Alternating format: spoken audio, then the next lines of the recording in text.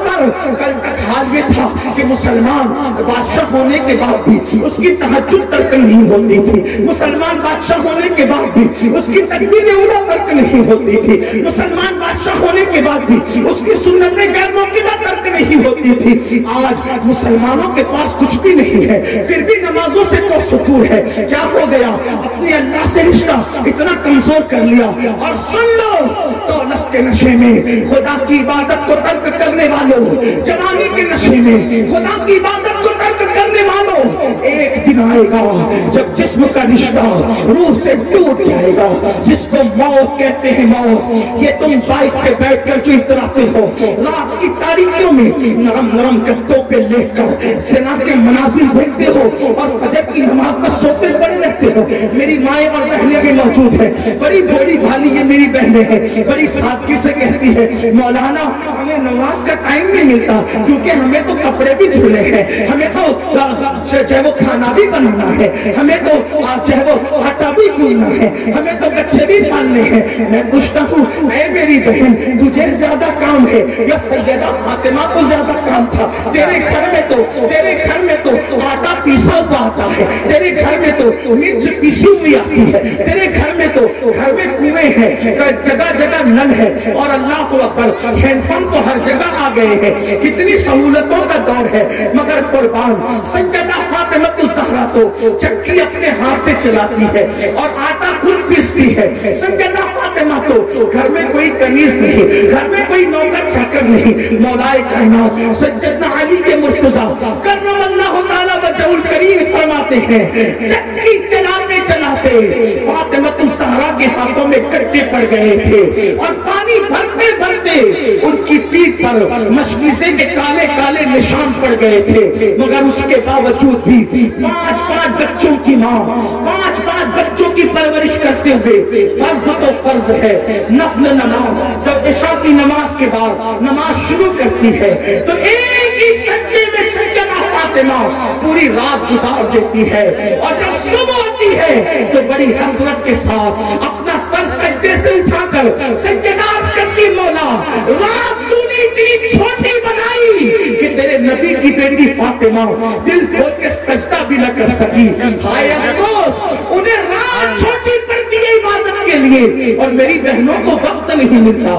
میری بہن جب تجھے نماز کے لیے وقت نہیں تو سیریل کے لیے تجھے وقت کہاں سے آتا ہے, تجھے کہاں سے وقت آتا ہے اللہ اکبر سیریل اور فلموں کے لیے, قیمت اور چکلی کے لیے. اے خاتون جنت کی کنیزو, مرد ہو یا عورت, ہر ایک پر ایک وقت آئے گا جب جسم کا رشتہ روح سے ٹوٹ جائے گا.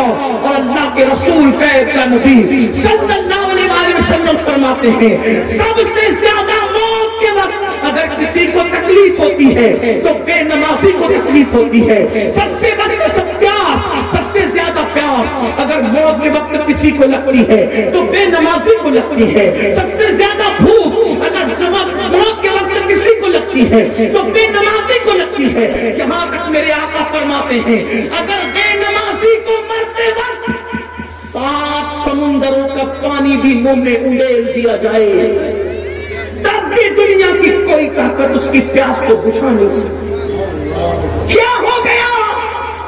مرنا نہیں ہے, موت نہیں آنی, سب کچھ دنیا صرف دنیا, مال صرف مال, میرا مکان, میری دکان, میرا کاروبار, میں وہ, ہم کچھ نہیں. لیجیے حضرت تشریف لا رہے, امیر محترم حضرت کا استقبال فرما لیں اور اللہ کی بارگاہ میں شکر کے طور پر تکبیر و رسالت بلند کرے نعرے تکبیر. آپ لوگ بیٹھے رہے, آپ مت کھڑے, آپ بیٹھے رہے, بہت کم ٹائم ہے.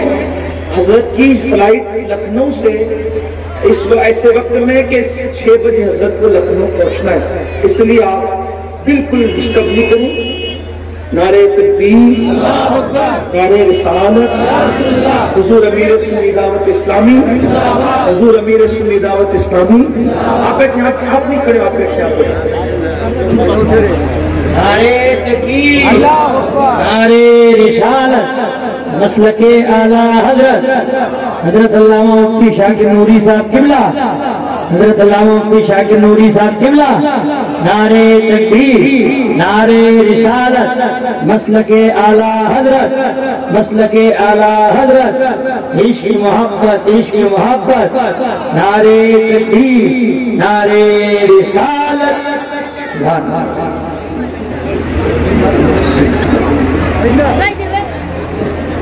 ماشاءاللہ، سبحان اللہ. ایک بار سب لوگ شیخ پڑھنے کا مطلب اللہم صلی علی سیدنا و مولانا محمد الماضی الجود والکرم وآلہ وصحبہ وبارک وسلم. صلاۃ و سلام علیک یا رسول اللہ صلی اللہ تعالی علیہ وسلم. تو سب سے زیادہ تکلیف موت کے وقت بے نمازی کو ہوتی ہے. یہاں تک اللہ کے رسول علیہ الصلوۃ والتسلیم نے فرمایا 7 سمندروں کا پانی بھی اگر اس کے منہ میں انڈیل دیا جائے تو بھی دنیا کی کوئی طاقت اس کی پیاس کو بجھا نہیں سکتی. پیاس تو لگی ہے 7 سمندروں کی اور رشتہ دار اس کو ایک ایک چمچے سے قطرے قطرے پانی ڈال رہے ہوتے ہیں. حیرت کی بات یہ ہے جب پیاس زیادہ لگے اور تھوڑا سا پانی منہ میں ڈالا جائے تو پیاس بجھتی نہیں ہے بلکہ اور پیاس کی شدت بڑھتی چلی جاتی ہے. اور پھر یہاں تک فرمایا گیا اللہ اکبر، پھر جب بے نمازی کو اس کی قبر میں رکھا جاتا ہے تو اللہ کے حبیب غیب کا نبی صلی اللہ علیہ وسلم فرماتے ہیں اس پر 99 سانپ مسلط کیے جاتے ہیں اور اس میں سے ایک ایک سانپ کی قوت کا عالم یہ ہے کہ اگر وہ کسی پہاڑ پہ پھنکار دے، ڈنک مار دے تو پہاڑ جل کر جو ہے وہ ریزہ ریزہ ہو جائے. اتنے طاقتور اور ایسے ڈنک مارنے والے وہ سانپ ہوتے ہیں. اور پھر میرے آقا علیہ الصلوۃ والتسلیم فرماتے ہیں جب اس کو اس کی قبر بے نمازی کو دباتی ہے تو حضور علیہ السلام نے اپنی خوبصورت انگلیاں ایک دوسرے میں داخل کر کے فرمائی اس طریقے سے. فرمایا جب قبر اس کو دباتی ہے تو اس کی دونوں طرف کی پسلیاں ایک دوسرے کے اندر یوں جو ہے وہ بھڑ جاتی ہے، داخل ہو جاتی ہے. اور یہاں تک فرمایا پھر اس کی قبر کو جہنم کے گڑھوں میں سے گڑھا بنا دیا جاتا ہے اور اس کی قبر کو آگ سے بھر دیا جاتا ہے.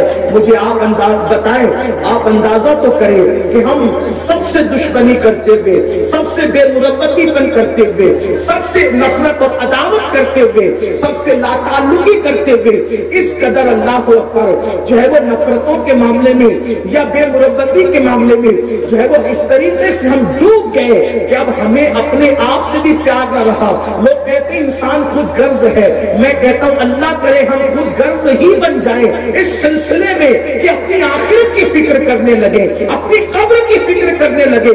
خود غرض اس کو کہتے ہیں جو صرف اپنی غرض میں خیال رکھتا. حیرت تو یہ ہے کہ میری قوم اپنی آخرت کی غرض بھی بھول گئی، اپنی آخرت کی غرضوں کو بھی فراموش کر گئی. آؤ یہ جلسے اس لیے منعقد کیے جاتے ہیں تاکہ خود فراموشی کا بھی انسان کو احساس دلایا جا سکے. اقبال نے کہا تھا اپنے من میں ڈوب کر پاجا سراغ زندگی، اپنے من میں ڈوب کر پاجا سراغ زندگی. تو اگر میرا نہیں بنتا نہ بن، اپنا تو بن، کم سے کم اتنے ہی خود غرض بن جاؤ کہ اپنی قبر کا سوچنا شروع کر دو، اپنی آخرت کا سوچنا شروع کر دو.